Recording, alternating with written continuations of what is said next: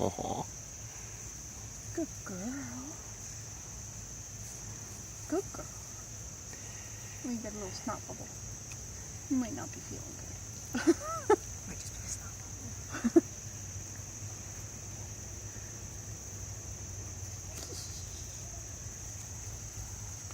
Hi, Momo.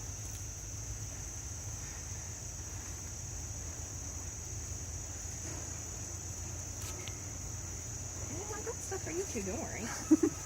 So Mo over here, he is about 17 years old. Which is pretty old for a world. No, you don't want an apple? No? Okay.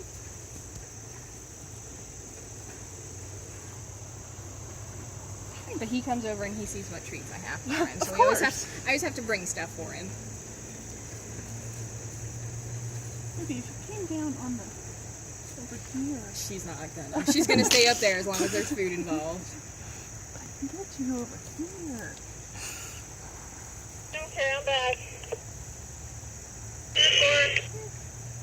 No, you're not gonna take it from me. Will you take from one of them? Import. There's a big chunk for Mo. If he walks back around this tree, see if he'll take that from you. Now they're called panda, but what are they more related to? They're actually, they've officially decided they are kind of their own thing. Okay. Just recently they were thought to be more related to raccoons. Which explains the trash panda moniker Yeah, of a the little raccoon. bit of trash panda. But it just recently been decided. We actually haven't even updated our sign. But they are kind of their own deal. These guys are in the carnivore group. Mia is probably not going to come over. The one that's farther away, she's very, very skittish.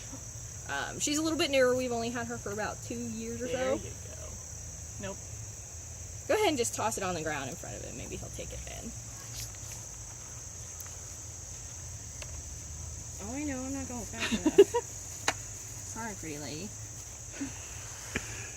Now is Did you just hiss at us? what noises do they make? That little hissing kind of, it's more, I call it like heavy breathing more than a hiss.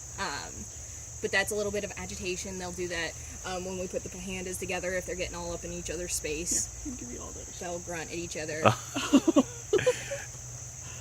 let it go, sweetheart. Your fingers get caught in there. Yeah, just make sure you lift your hand up far enough so that she doesn't pull you. They do have very, very sharp claws. What's with the blue on her? Oh, they do panda paintings, so she's still a little blue from that. Now the coloring on the face will just start turning more blonde as they get older?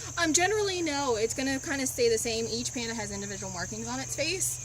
So we had a 3-year-old at one point who her face was nearly completely white. So she just has that particular white pattern. Different pandas are going to look kind of different between them. So that's how we can tell them apart pretty easily.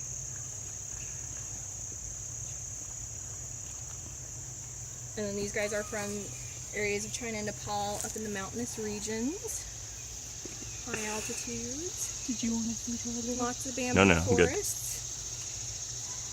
90% of their diet in the wild is bamboo, but because where they are in the carnivore family, their digestive system's a little wonky. But they've adapted to be able to eat the bamboo. But because everything's a little wonky, they go through what we call the blahs. So they pass their entire intestinal lining. It's real gross, and they don't feel good, and they don't want to come outside. They don't want to eat. I mean, I don't blame them.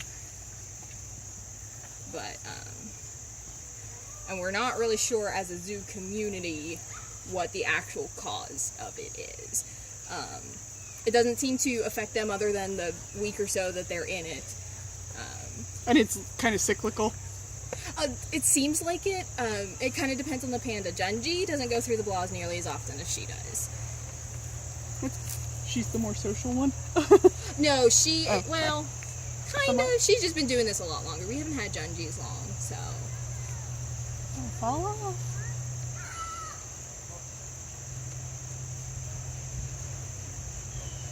And then that coloration on their bodies, so the dark coloration on the bottom is going to be camouflage. When you're looking up in a tree canopy, it's going to blend in. and all this red you wouldn't think would blend in with anything, but where they live, there's lots of red lichens, mosses, stuff like that. So it blends in perfectly with the trees there. That was a little burp. Like I said, 90% of their diet is bamboo in the wild. We can't get the constant fresh bamboo that we would need for these guys, so we supplement it with a biscuit, like a leaf eater biscuit diet. And then she gets a little bit of apple, they get a little bit of apple and grape.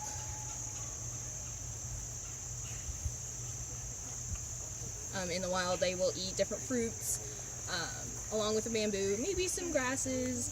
And then she, in particular, really loves bugs. She will dig up grubs, she will dig up locusts, whatever she can find. Kind of become a new thing for her, so.